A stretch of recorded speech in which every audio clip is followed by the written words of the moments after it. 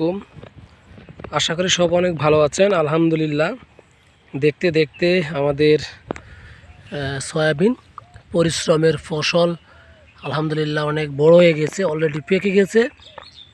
সবুজ গাছ থেকে গাছগুলো থেকে আসা যে সয়াবিনগুলো সৃষ্টিকর্তার অশেষ রহমতে তা পেকে গিয়েছিল এবং খুবই সুন্দর। আলহামদুলিল্লাহ, দুটা গাছ থেকে অনেকগুলো সয়াবিন আপনারা দেখতে পাচ্ছেন। প্রায় 100 থেকে 200 শতাধিক সয়াবিন হবে এখানে। তো আসলে এই সৃষ্টিকর্তার অপুরন্ত রহমতে এটা শুকরিয়া আল্লাহর কাছে যে এত সুন্দরভাবে এই সয়াবিনগুলো হওয়াতে। তো সব মিলিয়ে সুন্দর একটা দেখতে পাচ্ছেন প্রতিফলনের যেই প্রক্রিয়াগুলো। আসলে আল্লাহ চাইলে সব কিছু দিতে পারে। এত পরিশ্রমের ফসল কখনো বৃথা যাবে না। খুবই পেকে গিয়েছিল সয়াবিনগুলি দেখতে পাচ্ছেন।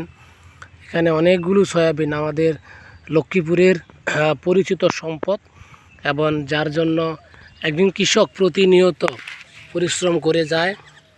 তো আমি আপনাদেরকে দেখাচ্ছি আমাদের এই ফসলগুলো।